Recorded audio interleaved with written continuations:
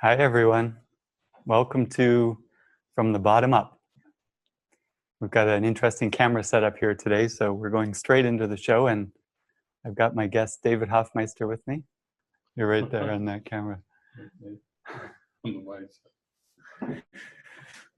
So I wanted to just kind of give you a little bit of an introduction of what we're going to do today, but before I do that, I thought I'd give you kind of on a spin-off of why the show even came together. A few weeks ago, David and I were joining with everybody here in the show, and we just thought, you know, that term bottom up came up several times, and it's time to really allow for that in the mind, where we take things from wherever the mind believes it's at, or whatever the mind believes in, all the way down as deep as we can go.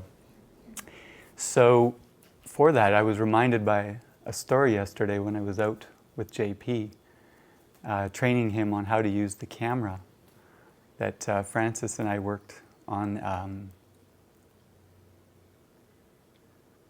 a documentary for. And when I was using that camera to film this documentary, I had to be so focused on my feelings and the spirit guiding me to a particular shot. And what was interesting is the camera actually was in kind of like a black and white spectrum. So there was some color, but nothing like a full color camera, because you add color in what they call the post. After you've done all the filming, they add the color. So it was amazing for me to go out in the middle of the day and or the morning or the night, magic hours, and look for these shots. And I would just wait and be in prayer, and I would find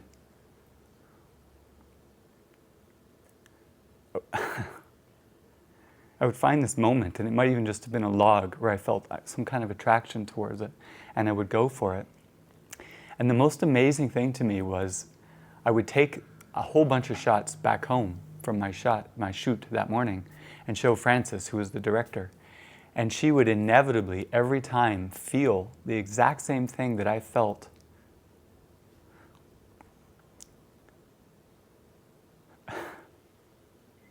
from those shots, which just showed me there's something much more holistic going on, that you can't separate the shot from the shooter. You know, funny terminology, but it's like holistic. You're there, and you can convey that.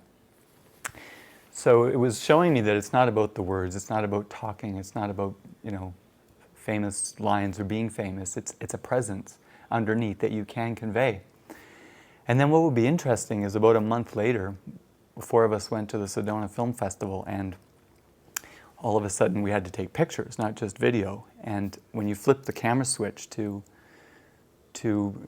just pictures, this amazing color. It was like brighter than the real world. It was so alive and fruitful. And I was like, oh my God, there's color in these cameras. And what's this? Autofocused. You know, you hit the button and autofocus would take these perfect shots with beautiful color, and we're all laughing because here I am, one of the main cinematographers in this movie, and I just learned that my camera has autofocus and color. But after shooting the movie. But what was amazing was that I was so amazed with this camera that I just started taking pictures everywhere, and within minutes my heart sunk, and I was lost, and I didn't know which pictures were good, and it hit me that this is like the world. When you have full color spectrum and so many choices and picture perfect focus and this girlfriend or that boyfriend or lots of money, you can't remember the feeling.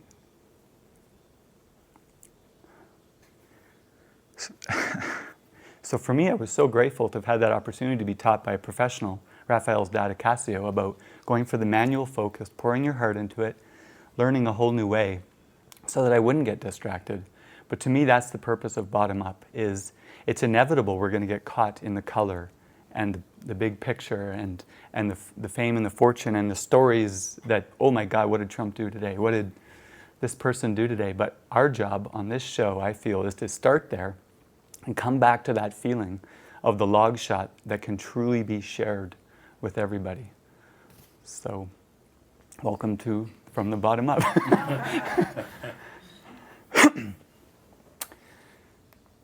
So what I wanted to do today is we're going to watch really quickly, in a few seconds here, a video that's going to lead us into the whole, whatever this turns out to be, half hour, hour and a half. And we're going to read some comments from people around the world that have responded. And these are comments that I just picked the first 4 that I saw, and it was a good cross-section, I feel, of how the world responds to this video. Then I'm going to open it up. You can see our guest. This is our guest hot seat, and we have a studio audience that may come up and take over the seat, or you can see you're our audience there. You can wave to yourself.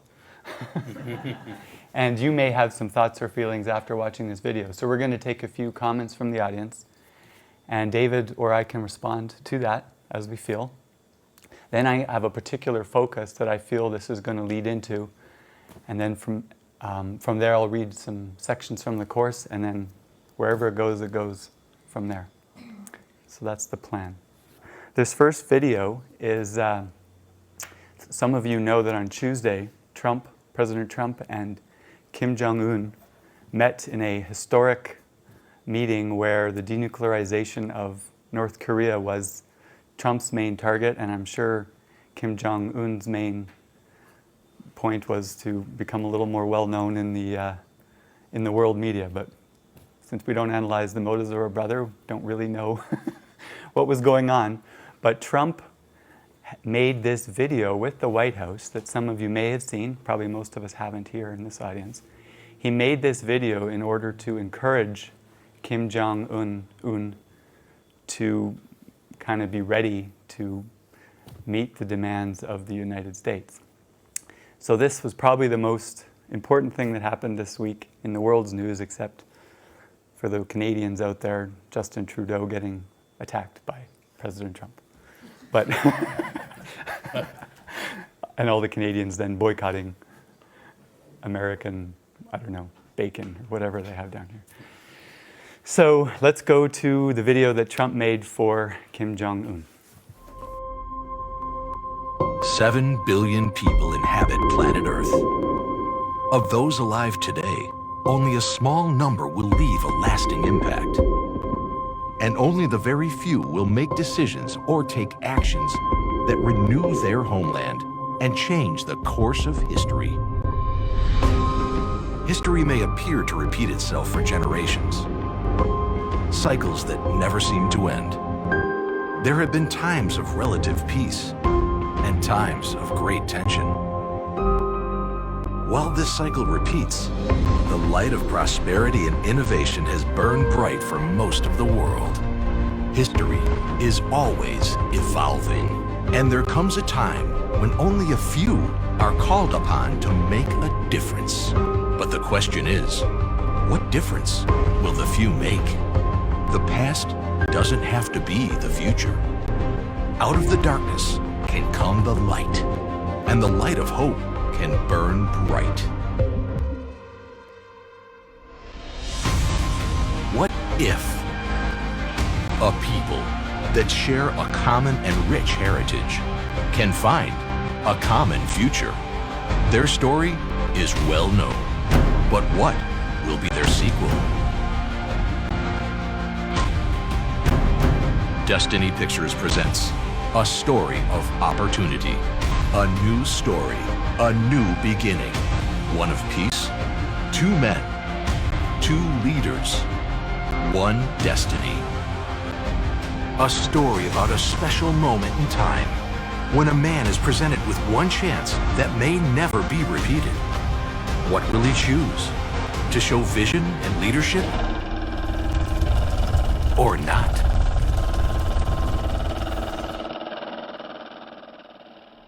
There can only be 2 results. One of moving back,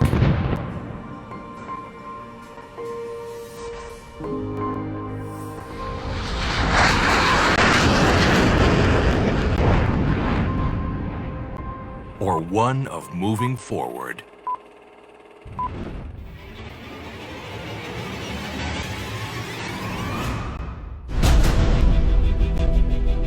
A new world can begin today. One of friendship, respect, and goodwill.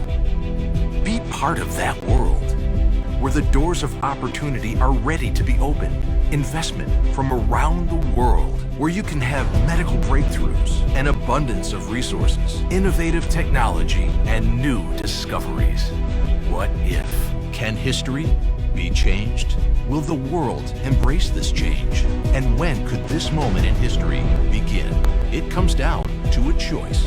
On this day, in this time, at this moment, the world will be watching, listening, anticipating, hoping.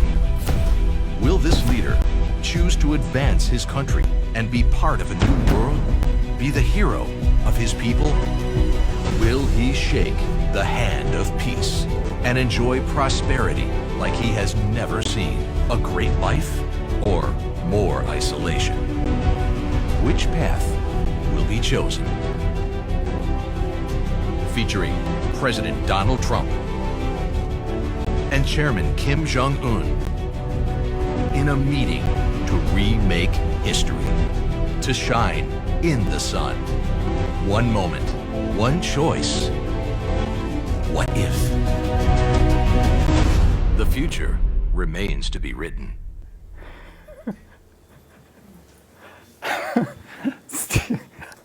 Oh, that's funny. So when I watched that video, it actually stirs up a lot of emotions for me, because he's got a tissue box ready. Because whenever I would see an ambulance drive by in the car, just something would overtake me with this emotion, and I'd always be like, am I supposed to stop and help? Or, oh, thank God that ambulance is going to help those people. And there's a direction that I feel to go with this. But before I kind of open it up to anybody's comments, I just thought I'd see if you have any immediate thoughts to share after watching that video. Well, it reminds me a little bit for years about how I would tune in whenever they had the United States, the Democratic Convention or the Republican, and I would watch these things year after year, and it was a big pageant, but I would listen to the thoughts, the words that were underneath all the images, because they'd have balloons releasing, and they'd have politicians, giving various talks and trying to rev up the people and draw votes and all these things. But I would listen to words like self-sacrifice that I would hear every year. It would be the same ones, sacrifice for the future of our children, and there's a lot of sacrifice that I would hear. And so for me, whenever I watch anything, I have just become more and more and more aware of the presence of love that is this moment, that is the presence that I am. And I would see how the world of time and space was all these concepts and ideas, and it would be a convincing from the Spirit to just be shown, you see, this could never be. This could never be so. Like when I was just watching that's the first time I've seen it, and I was hearing words like destiny, and I was seeing how the destiny was described as, the future, as if it's yet to come, and I'm aware that it's already happened. So this whole idea of destiny that's presented, it's more of a present destiny. It's the destiny of who we are, the love that we are right now and in eternity, and nothing to do with the timeline. Mm-hmm. When I would hear words like evolution or success, I hear all these words, they're all described as if they're on the timeline, and that there have been glimmers of this and glimmers of that, but it could be different in the future. And that's a total denial of this awareness that the script is written and that it's all over and done. And for me, what's practical about that is that's where you cease to strive to change the world, to make the world a better place, to start to look at knowing the right people and electing the right people, as if as if a person or a government could actually make a change when they're all part of this script. They're all part of the past. And there is no person or government that makes a change.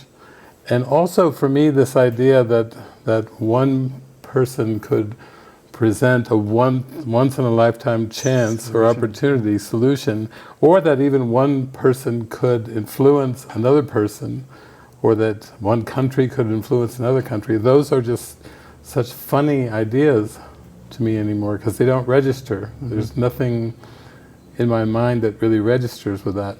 And then the idea of a powerful person, you know, power is of God, power is of our divinity, power is of eternity, but there's no power on earth. You know, power is of heaven, and so it's kind of a fun pageant where it's like some are portrayed as if they're powerful, or as if their decisions matter, or as if their decisions can change the course of destiny, when I start to see there really aren't. Fame and people, you put famous people together, and it doesn't really have a core meaning. Even if you would interview people that are projected as being famous people, they still, if you interview them, they still struggle with all kinds of issues. It doesn't bring any kind of lasting peace or happiness. So I just, when I watch something like that, it's usually with a smile on my face, because I can see that it's a pageant, and it's much what Shakespeare said, the world is much ado about nothing. And but I do see it's a lot of smoke and mirrors. Yeah. That's probably why we're laughing a lot. Yeah. But I felt that too, that with this, which is the topic I really want to go into, is that somehow these movies, these hero-worshipping movies, where something's either wrong now, and if you make a decision it'll get fixed in the future, or things are good now and some alien species came in and made it wrong, but there's always a time element, like the Leap show, where something gets better or worse. Maybe before I go too much into that and I lose the possibility of capturing reaction, did anybody in the studio feel something that they feel they'd want to share after watching that? From here. You can, there's like we actually have a literal hand raising, but there's also a button you can hit to raise your hand to talk about. But we could go to Francis Romero there, so.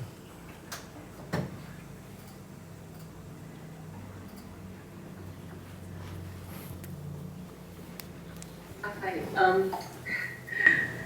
I was kind of excited to see this. I don't watch news or politics of any kind. It's been several years now. And so to see this being portrayed in the world makes me think that that's a reflection of my thoughts, how they're changing to the desire to join. And seeing that happening in the world makes me excited. Okay, thank you. Okay, anybody else from the studio audience? We'll just kind of get a little collection here. Thank you, Francis. Saw Steve and... Can you hear me now? Yep, go for it. Okay, fantastic. I think what struck me was there was a metaphor of what's going on in my own mind of the choice. We can be at enmity and create division and separation and just kind of repeat this thing, or I can actually choose again and choose differently and choose that right-minded thought and that perspective, the point of view of the joining. So those images were popping out at me of not, the screen on which this drama is taking place is interesting, and progress versus a better life and all that, which is in my mind that's just part of the illusion. But again, at the level of the archetype or the metaphor of this is just my mind and the choice I have in every moment. And so I felt that I felt that positive aspect of the joining and crossing the boundaries and bringing everything together, kind of what is it? Of course, the holiest place on earth is where help me out with two brothers join. That's what struck me, and I thought that's my choice every moment, man. Let me click over into that right mind. Let me be that. Let me see that going on rather than all this stuff going on in the world of speedboats and that's imagery and technology and food and that all that stuff. But no, I think I can wipe that away and just go for the feeling that was occurring for me of the joining. Great. I got some emotional pops on that for sure. Thank you, Stephen. Yeah, that's beautiful. Well, we're definitely, I guess, in the political sense. I'm going to show you what most people wrote for these kind of comments in a second, but you guys are definitely seeing this from a helpful, enlightened perspective. Okay, anybody else? Laura? Go ahead, Laura. Hi. Can you hear me well? Yes. Yes. Okay. Oh, thank you very much for bringing this name, because we are, in Mexico, we are going to vote on July 1st, but I am not going to do it because I'm going to the quiet answer retreat. And I didn't want to go to that retreat because I thought that politics and that is important, and that I had this thought that I have a responsibility, but now I don't know. I received an invitation, and I feel like I couldn't refuse it. It was very weird because my heart wanted to go, but I have all these thoughts about the country and about being a good citizen. But I received this invitation, and I feel like that's the spirit telling me that it doesn't matter. It's not. I am not going. If I am stay here and I will go to vote, it won't matter. If the script is written already, so seeing this documentary is like a reassurance, because I still was like, oh my God, how I can do that to my country. So thank you very much. I don't know if it makes sense. Yeah. Thank you, Laura. Thank you. Okay, well, maybe I could open it up to, I have a list of comments that are on Facebook, so Nicholas, if you could put those up on the screen. Okay, thank you. Okay, so Billy Joe Knoll writes, wow, there are a lot of crybabies on here. How could anyone be upset about the hopes for peace? Next comment, wow, people need to wake up. Are you kidding me? This is the scariest video I've ever seen. If you don't know what the definition of propaganda is, I encourage you to look it up and then make the connection with this video and the very definition of propaganda. 45 needs to be stopped before it's too late. I don't know what 45 means, but. Next comment, when you have to bridge a communication gap, this is a perfect way to start a conversation. Who cares how much it costs? He could listen in his own language and understand, meaning Kim Jong-un. Our president was thinking outside the box, which has gotten him further than any president in history with the North Korean Empire. Laugh all you want, he succeeded. And then one more. This started playing on my news feed. I thought it was a satire film, that commentary. But then I realized it was posted by the White House. Oh my God, I can't believe I'm still shaking my head. 500 days into this presidency.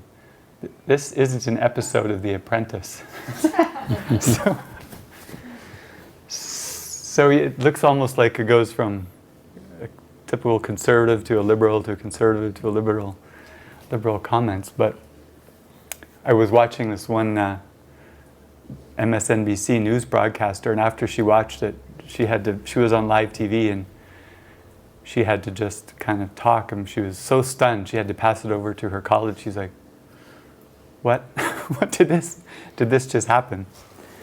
But I can see already that really we don't buy much into the controversy, so we don't have much to go with that. We're ready to go into the deeper thing, which is where I can begin. when in the video they said there can only be two results. I don't know if you remember that scene. Trump's campaign was referring to either nuclear war or peace and prosperity, the past and a better future. And as David was already saying, you know, two men coming together and somehow saving the world. And I started to allude to this earlier, that this is always what's the basis of our hero movies. Like, think of Infinity Wars. Everything was good, you know, they're all walking around, Pepper and Iron Man guy, whatever his name is, were happy. Then dun dun dun dun, the alien killer shows up, you know, and tries to wipe out the planet and basically take out half of the population, but they've got to get this Infinity Stone. The status quo, which is good, and a bad future that happens. Right now things are bad, but if Trump and Kim can get together, we'll have a good future. And all the images that supported this with ideas of friendship and collaboration. And something about this always pulls on my heartstrings. Like whenever I see, still when I see that whatever that is, F-35 or F-15 fighter ship, like about to launch in retaliation for nuclear weapons being fired in this made-up scenario, something in me just is kind of feels the same as like when I see an ambulance go by. And I don't actually know completely what that is, but this show is going to resolve all that, I'm sure. No pressure. So I kind of want to go deeper into this, and why do these hero stories attract all of us? We'll spend billions of dollars. What is it? I mean, they spend 400 billion on these movies, so they must get 400 billion back, or they wouldn't keep making the movies. So there's a strong pull, right, to this kind of stuff. And for me, this emotion that comes up, stop the bad people, stop the bad things, save the people, denuclearize, stop all bombs. When we resonate with that, I still feel this flicker in my mind of another more powerful choice. Like when he says there are two outcomes, what I hear, just like you do, around there's no future, I hear there's a state of mind, a true hero way of thinking that I'd like to go into, the end of concepts of good and bad. And so if you kind of just want to go into that a bit, and then maybe we could read parts of the Hero of the Dream to elaborate. So. Yeah. Well, if you have a presence or an observer that's beyond the timeline, then that's where the guidance is, that's where the love is, that's where the joy is, the peace, the happiness, and therefore you might say that any attempt to kind of get puffed up or feel that swell of even like a pride of the good forces on earth win out over the bad forces. A little bit like Gandhi saying, there have been tyrants and so forth, but the good always wins. As long as we see the good outcomes from the bad outcomes, the winning outcomes versus the losing outcomes, it's not really off the timeline. It's mired, entangled, as Francis was saying, in the timeline. And it's therefore looking through a darkened glass, as it talks about in Corinthians, and actually trying to find something hopeful on the battleground. And what I like about Jesus in the Course is he says there is no hope for peace on a battleground. You have to go above the battleground.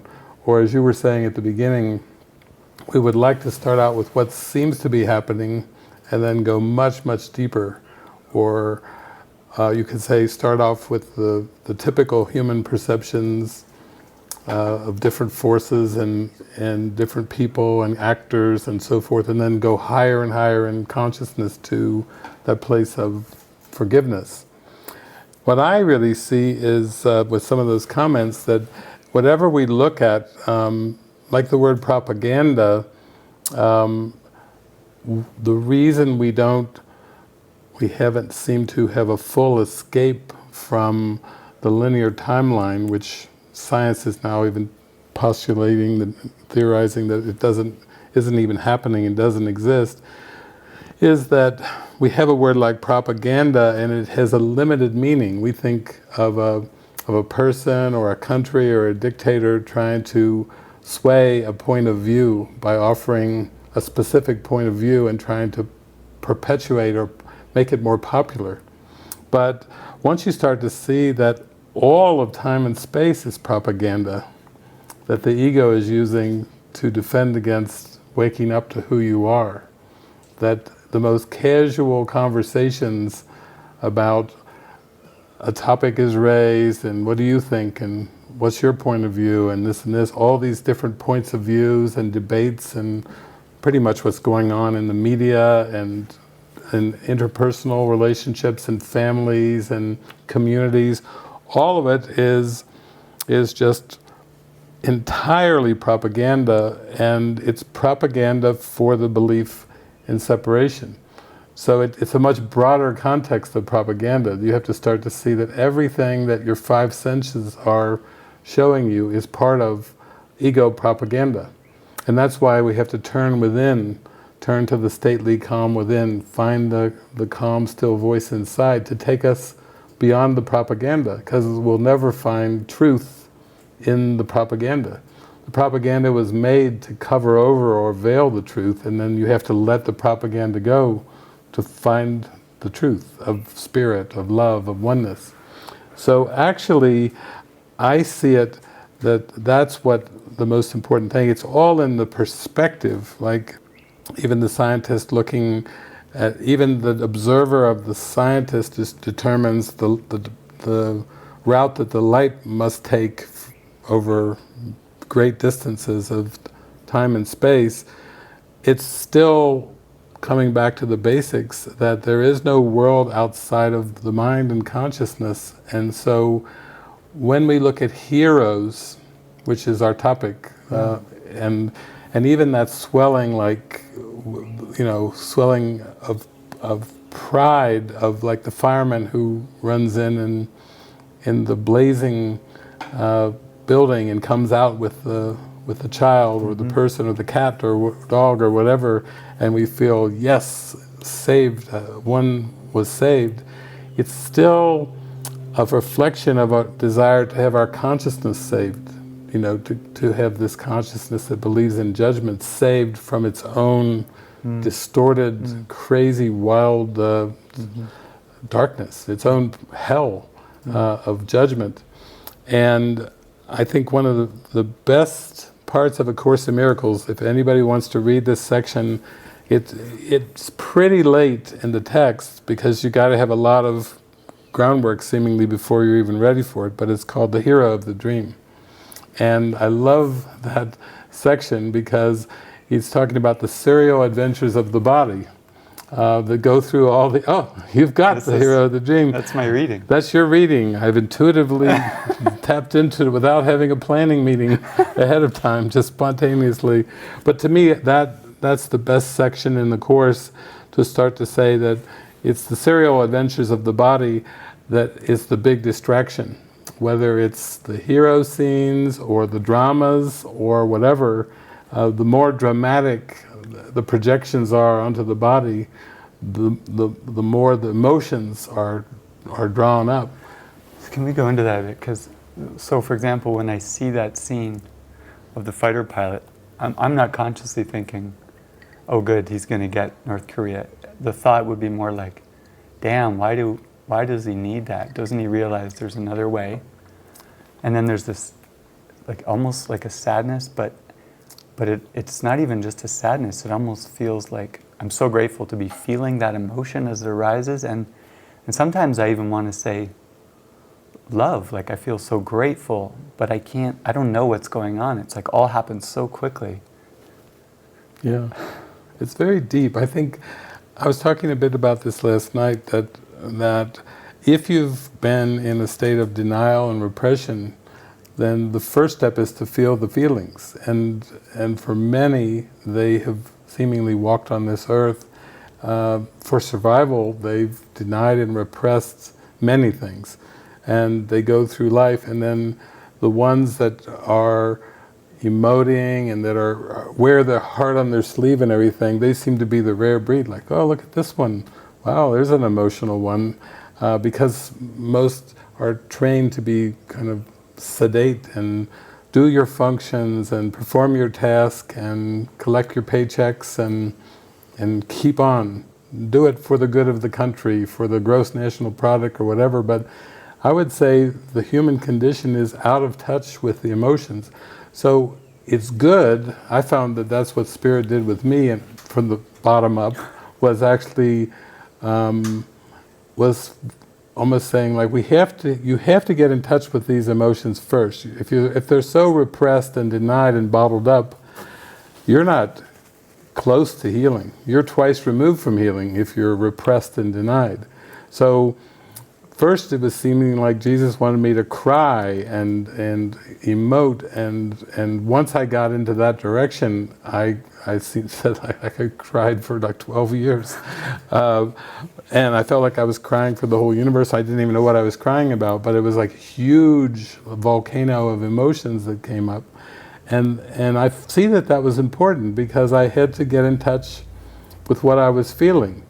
Why is that so important? Because Laverne was showing earlier today the levels of mind, and the thing about it is, how do you get from that perceptual propaganda distractive level of images down into the core, to the desire?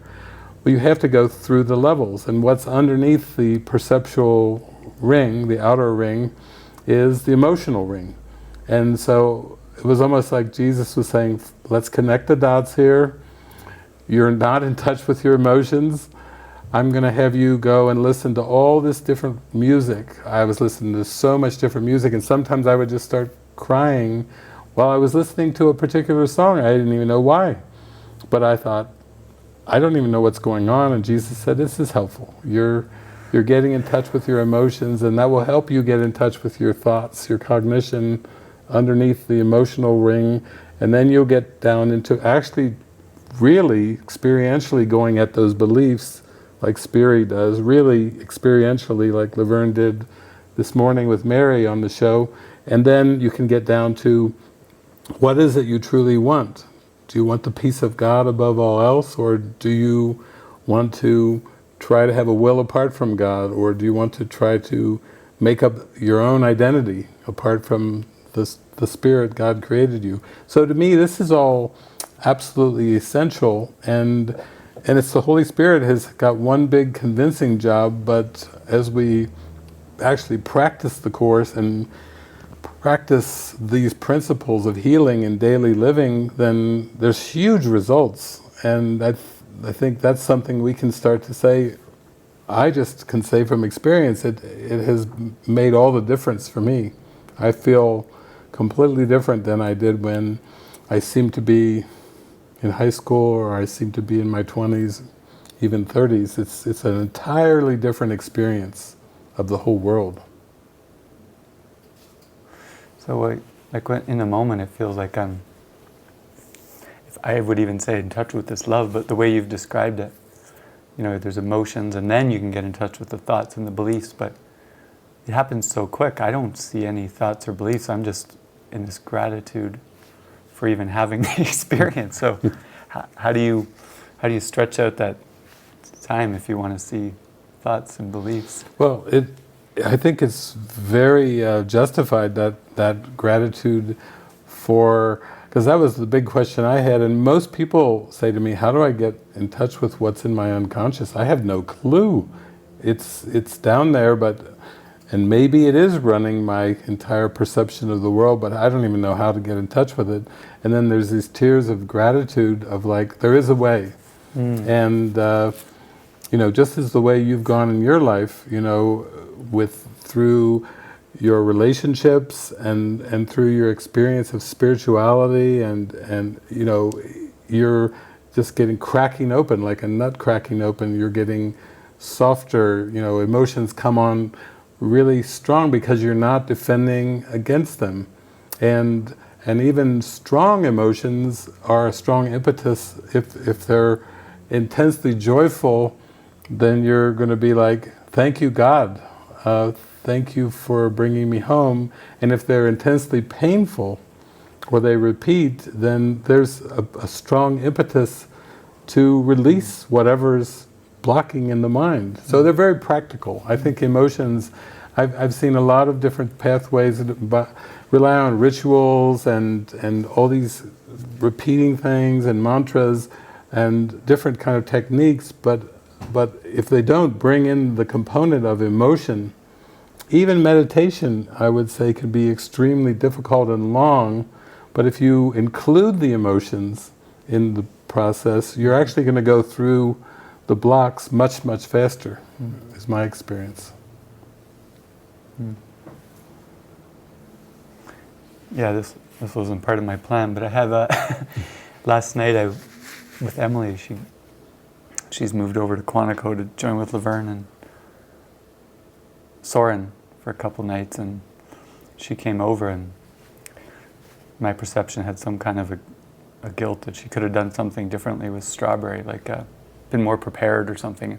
I wasn't thinking those thoughts, but the minute I tried to help, or say, yeah, maybe you are feeling bad because you didn't spend more time on Strawberry. I was like, I tanked in my perception, and then I just couldn't really get out, and she ended up going back over there this morning because I wanted to stay focused on the show, and it's like Francis and Susan were saying, you know, when you're just an observer mind in our function, it was like my mind just lifted right out, forgot the whole thing, you know. But it kind of brought up a deeper question, like, you know, was I just reacting to a guilt in the mind? And the fact I'm seeing it and trying to fix it means I believe in it. And then how, yeah.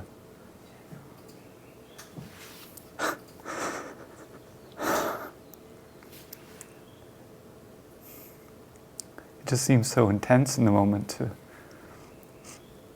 not react, or like you know, how do God's teachers deal with magic thoughts? Like, first responsibility is not to attack them or judge them or whatever. I actually found that space, but then the wise thing to say, I got nothing. It's just like, Yeah. I'm like in this space where I'm like, I'd rather just be alone because I don't know how to resolve it, and it's just easier to like read my lesson and do my course. I'm like, you know, Jesus says in the course, like, you can provide what your brother's lacking. Oh, but that sounds like trying to help. So it can't be that. Like, I'm lost in this. Yeah. I think it's the difference between what the Course calls true empathy and false empathy. True empathy would be right-mindedness, and false empathy would be wrong-mindedness. And false empathy is so deeply ingrained that there's the whole world of linear time is propaganda for the wrong mind. It is the wrong mind. It's for false empathy. And then we're being called into this high state of mind, which Jesus says, of all the concepts he teaches, this is the most difficult, one of the most difficult to grasp, is true empathy. From a true empathy point of view, if somebody seemed to present something, all they are is presenting what the mind believes. So if the thought was, I could have been more prepared for Strawberry, or I could have maybe done something different, and I'd be happier if I did that with relation to Strawberry. If you get underneath the form of Emily and you go underneath that, the belief there is things would be better if they were different. Yeah. And that's the belief. Yeah. And then right-mindedness just sees that's impossible. Things couldn't, if everything is simultaneous and everything is healed, you know, like one problem, one solution, salvation is healed, you don't take it as a person who's going through emotional upsets. You just start to say, oh, there's the presenting belief, and the belief is things would be better if they were different. And then right-mindedness sees, that's crazy. Yeah.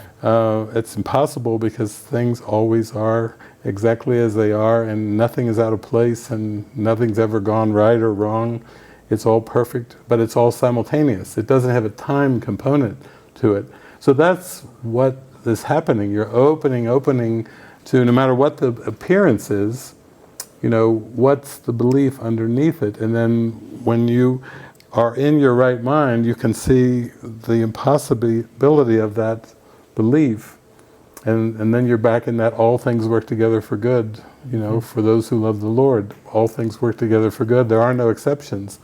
And that belief would be trying to present an exception. Oh, here's an exception. What do you think? No, I don't. It's perfect, you're innocent, you're loved, a big hug, a big kiss, and off you go. It comes from that high state of mind of just acceptance that no, things haven't gone wrong at all. Things have all gone right. Yeah, because one of the things from the hero of the dream, the line that was a key line for me was, it's near the end, but when you forgive the world your guilt, you'll be free of it. Its innocence does not demand your guilt, nor does your guiltlessness rest on its sins. So I'll just read that again. Its innocence does not demand your guilt, nor does your guiltlessness rest on the world's sins, meaning somebody else is wrong, This is the obvious, a secret kept from no one but yourself. And it is this that has maintained you separate from the world and kept your brother separate from you. Oh yeah, that wasn't it. But that's cool. It gets better.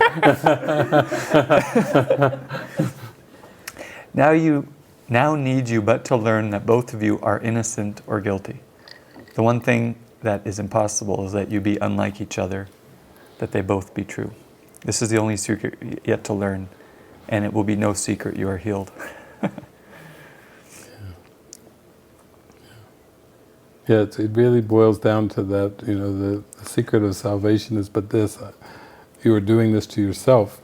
And in the whole course is written in a beautiful prose. Much of the course is in Shakespearean blank verse, and much of the course is in the Ark of Peace is entered, 2 by 2, and you and your brother. That's the language of the course. And then behind all of those chapters, 31 chapters and 365 lessons and a manual for teachers, there's just this recognition that there's only one mind. And if there's only one mind, or as we say, there's only one of us, then that's what all the words were pointing to, was there's only one of us. And the way he says it right there is that you learn that you are the same, that your guilt is their guilt, and that your innocence is their innocence, and that in order for innocence to be true, it must be that everyone's innocent. Well, if everyone's innocent, then that means that it has all been propaganda, and that everything that would try to build a case for someone's guilt or someone's innocence, as if they're like opposites in the world. The guilty ones are the ones that get punished and are thrown in prison, and the innocent ones are the ones that get to go scot-free and be a free body. But there aren't any free bodies you find in the end. It's only a mind that can be free. So it does lift it up. It all is pointing to, it's all just one mind. And if you can come in any way that's possible back to that experience with the guidance of the Holy Spirit, that it's all simultaneous, there's such rest and contentment, because you're not going to be trying to change the world. You're not going to be trying to point fingers and say who's right, who's wrong, who's guilty, who's innocent. Innocence doesn't have an opposite. How it says this course does not try to teach the meaning of love, because that is far beyond what could be taught. Love, innocence, is far beyond what could be taught or learned. All teaching and learning involves opposites, and it's all propaganda, which is kind of funny, since my mother was a school teacher and I spent, many years in teachers' college, to see that even learning, teaching and learning, all the educational system is part of the propaganda too. You start to see you can't pull parts of time and space out and say, well, now this is good. Education is good, and weapons are bad. And, it's this whole attempt to partition the propaganda of the ego into the good good part, the good propaganda, and the bad propaganda. And that's what happens all the time in countries, and people say, well, everybody needs to know this, and need to protect themselves, but it's all part of egoic propaganda, and it has to be forgiven and released.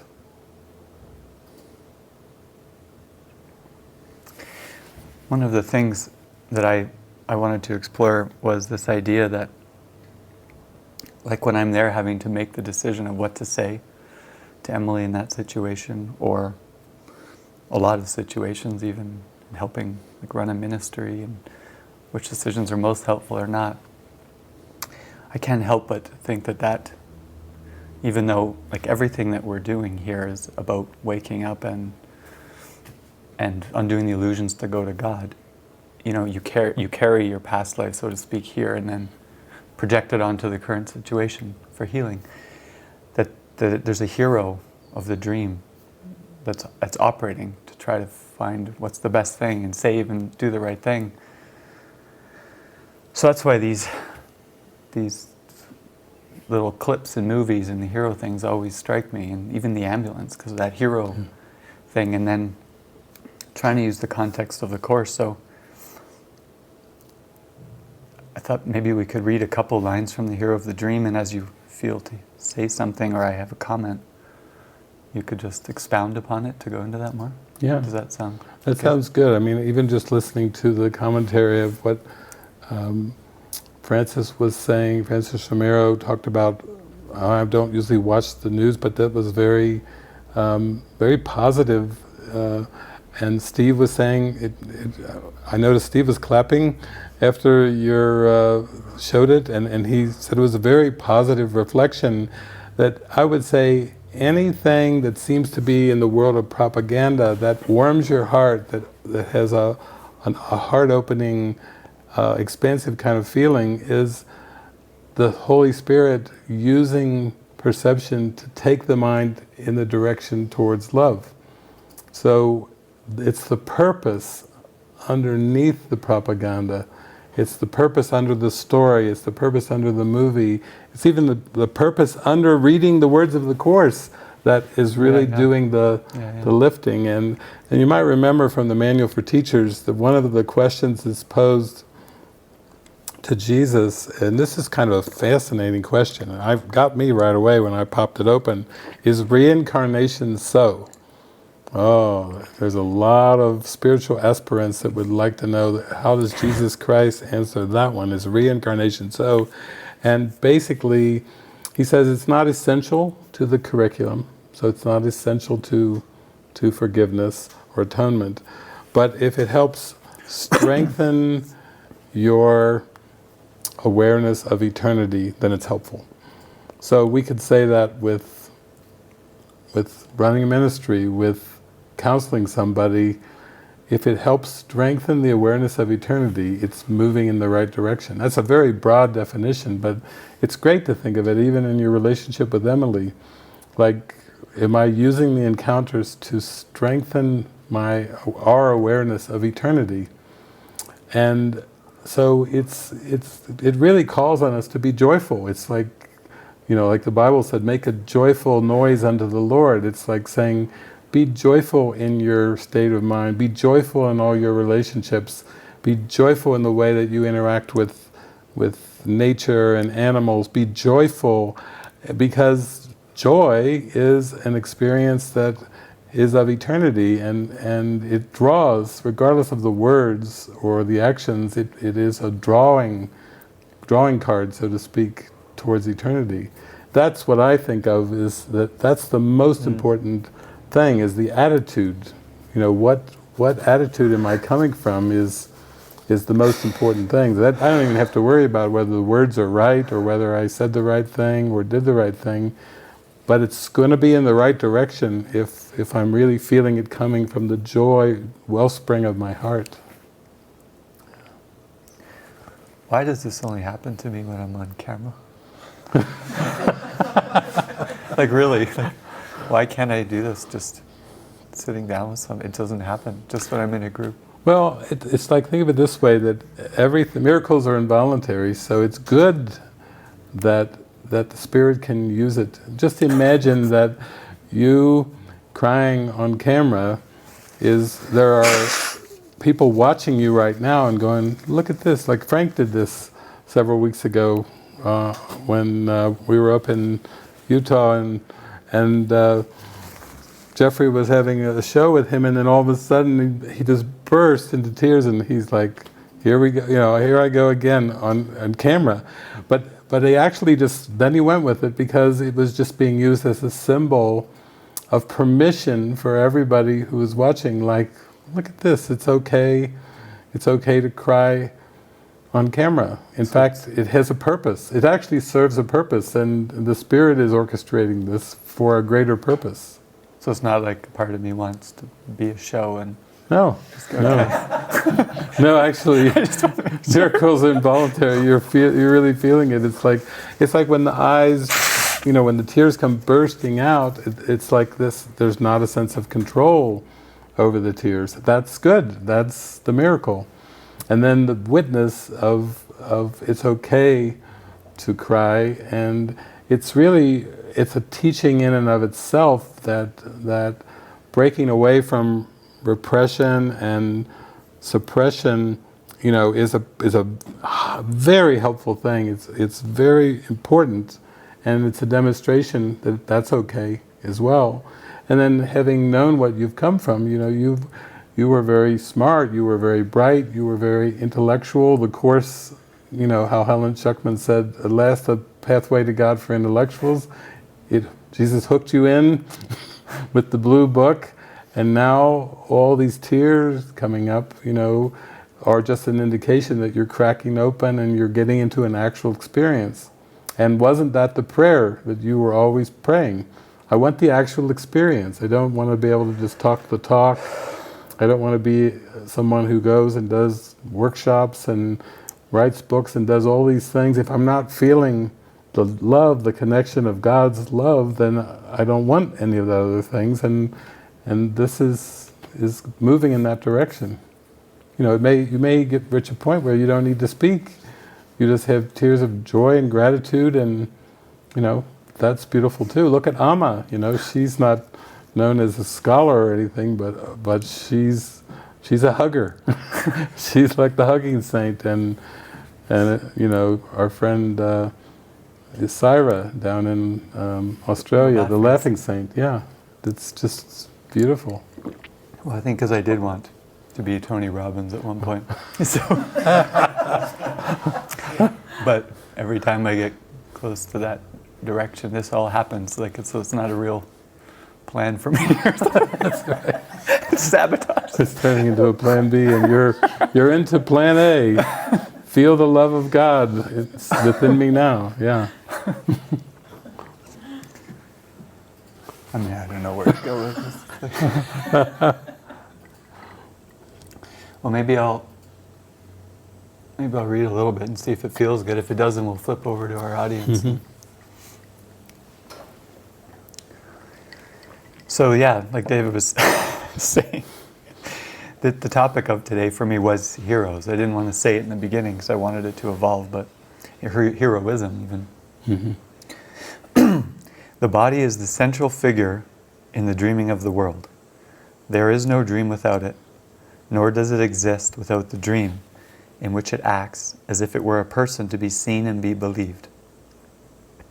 It takes a central place in every dream, which tells the story of how it was made by other bodies, born into the world outside the body, lives a little while and dies, to be united in the dust with other bodies dying like itself. In the brief time allotted it to live, it seeks for other bodies as its friends and enemies. Its safety is its main concern. Its comfort is its guiding rule.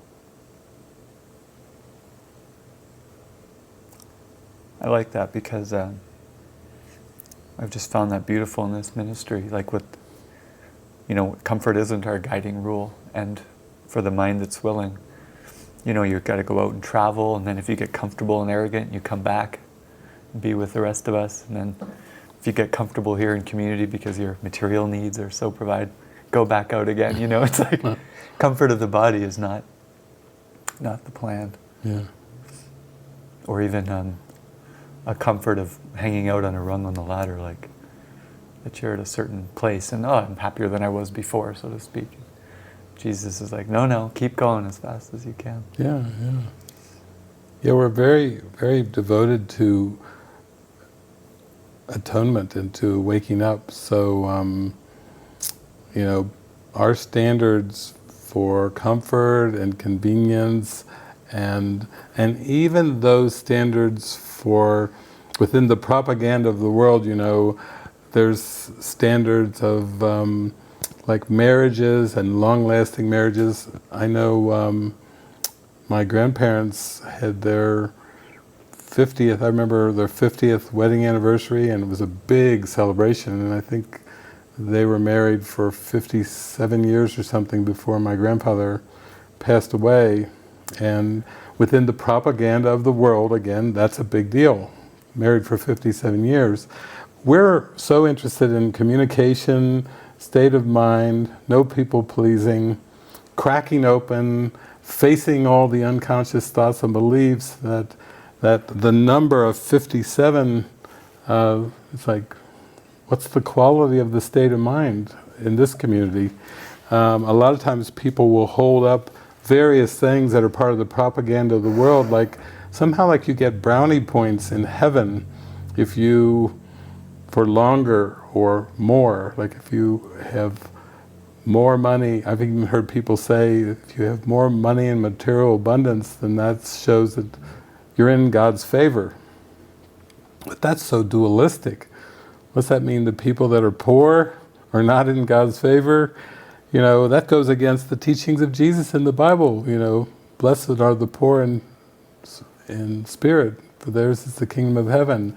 And all these beautiful teachings that it's a state of mind. The kingdom of heaven is a state of mind. And we go fully for that state of mind. We put the pedal to the metal. We take the gear and we take it all the way to go for peace and joy and present happiness. And as far as these other things that the world thinks is important, material abundance and longevity of bodies together and everything, or even the idea people have brought up about healthy bodies and everything, I've talked about that on shows, that's really an oxymoron. It's the state of mind. Health is inner peace. It doesn't have anything to do with the perceived, projected condition of a body. It's the state of mind. So that's the most important thing. And I think anybody who's authentically interested in waking up from this dream starts to realize that there aren't these positive and negative outcomes in the world. That's all part of propaganda, just a distraction. It comes down to how do I feel? That's Jesus is saying that's the one right use of judgment, he says in the Course. That's amazing that Jesus would say there is one right use of judgment. How do you feel? To feel the joy, to feel the love, to feel the peace is everything. That's your barometer for are you in the kingdom of heaven now or not? And there's no gray areas. Heaven is not a partial state of mind. You're not going to hear, oh, I'm 99.9% in heaven. What does that even mean? Do you feel the joy of heaven right now or not? And there's only the heaven and hell. It's not like a place that you burn in the afterlife. There is no afterlife. There is no before life. It all comes back to what they were talking about on the Leap show. It all comes back to now. And it all comes back to, is this world simultaneous or is it linear? And all the evidence is pointing, and all the experiences, all the miraculous experiences are pointing to it's all simultaneous. And then people will listen to some of my lessons that I read. I read a section of the text online and a workbook lesson, and then they will write, if what you're saying is true, why am I working jobs? Why am I struggling in the human condition? Why am I so concerned about family and all these other things? And those are good questions. When you start to juxtapose that you have the power of decision to be in the kingdom of heaven right now with all these other distractions, you start to wonder, maybe I've been spinning my wheels And maybe that's just been the propaganda that was trying to distract me, you know. And ultimately, can I go for the present moment? Can I really go for that with a full heart, full on, just really to pedal to the metal, go for it? And will it work out if I do that? Our answer is a big yes. That's what this is about. It's about fully going for the present moment, fully going for the holy instant, and being willing to lay everything else aside. Is it crazy? No, I'd say it's actually sane. Insanity is trying to play the propaganda game of the ego and always putting heaven off as some kind of far-off concept and making God into some kind of far-off, distant concept and turning it into theology and just pure belief, when actual experience is what it's all about. Thank you. I'm kind of like, I mean, I got what I wanted out of the show, so I'm kind of done. But I thought maybe what we could do to just finish it up is, if there's anybody that has just a comment or two, wants to raise their hand, and then I'll finish with my favorite superhero clip of the day. Oh wow, it's 2:10.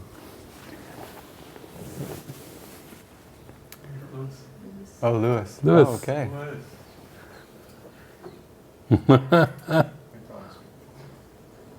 I was just saying hello. Oh, hey, Lewis. That's it. We love That's it. No questions. No questions. Just wanted to say hello. Just waving. Yeah. I just think that you know, every time that I'm listening to you guys, and every time that you cry, Jason, it really warms my heart in a way that you couldn't imagine. So don't you dare stop crying, okay?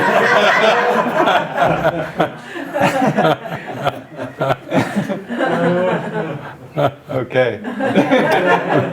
Thanks, Lewis. That's fantastic. Okay, we also have Willow. Okay, Willow. Willow. Can you hear me? Yes. Okay, cool. I love you guys so much. And Jason, thank you. I remember the first online retreat that we did together. I just resonated with your ability to be so transparent. Really touched my heart. And thank you. And I agree with Lewis, don't stop crying. And David, thank you for what you just said. You know, I am getting closer to coming out to Utah. I think you guys know my story. Got divorced, sold my business, got rid of all my stuff, left my house, went through this really rapid unwinding, and I'm currently hanging out with my parents and noticing this really interesting reflection of fear around coming out to Utah and spending time with you all. And it's great to hear, like, it's okay, it's safe to let go of trying to fix something that I'm seeing reflected back to me in the form of my parents, and like trying to fix their fear, and just coming back to my desire to know God and to awaken. And I don't need to be the hero of their dream, that truly their script is written. And it's helpful to remember that they are reflections of my mind, and essentially the one mind, and that I can respond to them rather than kind of going into their fear and trying to defend myself, but really just respond with love. And even that video with Trump was so helpful. Like, my initial reaction was total propaganda, even though I don't watch the news. And then this conversation is just such a great reminder to come back to the right mind, and that love is always available right now, that I don't have to judge it. So thank you. Mm-hmm. Thank you, Willow. That's beautiful. Yeah, Bernie. Bernie. Where is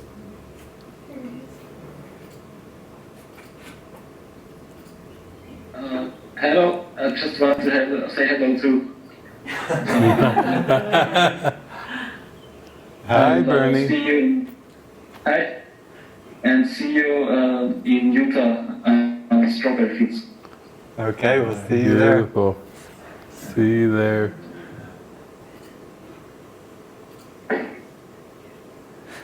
Okay, is that it for our hands? Yeah. Okay, perfect. I like the interaction, so this is nice. So to end, unless lots more comes out after this clip, this is from the movie Batman, and Francis and I love Batman. The reason I'm playing this clip is because heroism from the ego obviously can take many forms, with Trump and Kim Jong-un and trying to save a brother and counseling to everything we've talked about. But what this movie shows is this is after an 8-year period where Christian Bale as Batman, which one camera should I be looking at? This one. Christian Bale basically has not truly been able to give up the Batman role. He got kind of knocked out with his legs and is about to be pulled back in by Catwoman.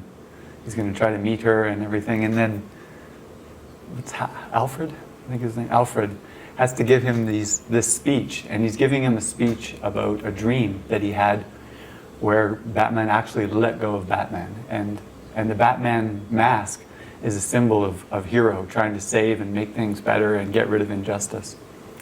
So this series of clips is meant to, in the end, in my mind, let go of the hero. So, Nicholas, go for it.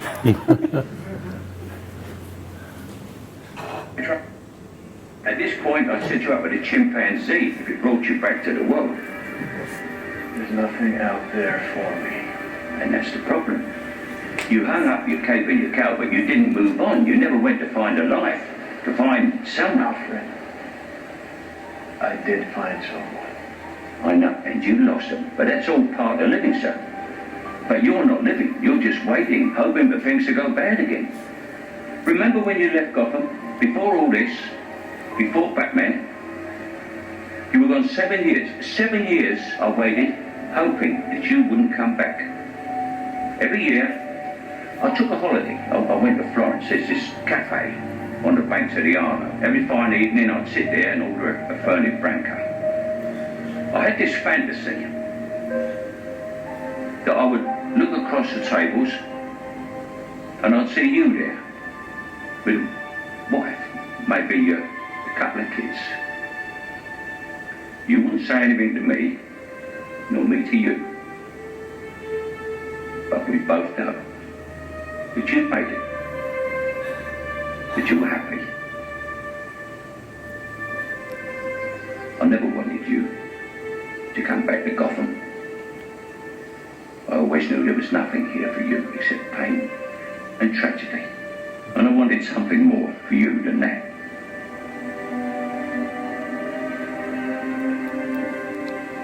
I still do.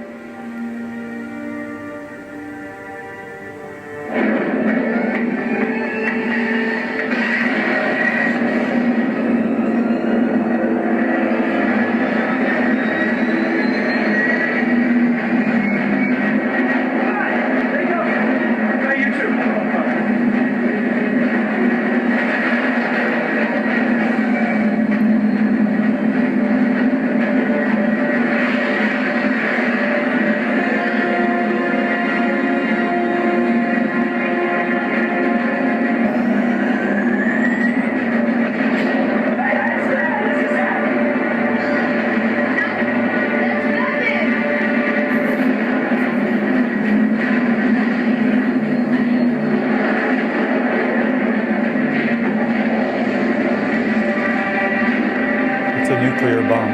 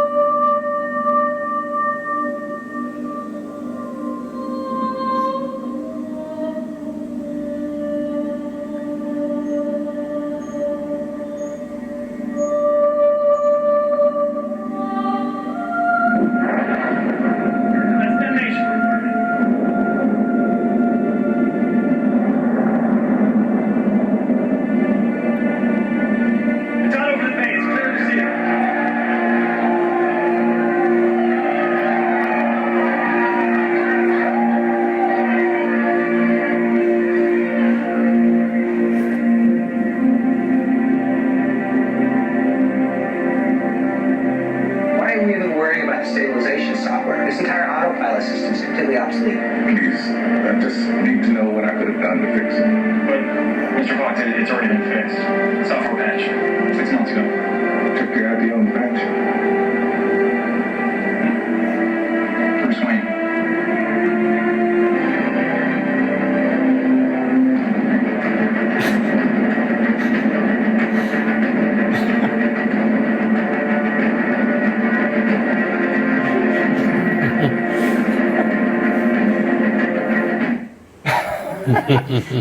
I don't know if that means as much to everybody else, but every time I see that, he's like, he let go, he's free, he's not relying on the hero mask anymore. Yeah. So.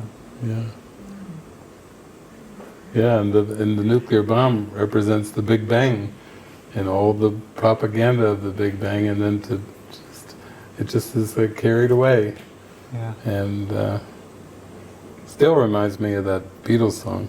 Let me take you down, 'cause I'm going to strawberry fields. We are. Nothing is real. There's nothing to get huff about. Strawberry fields forever.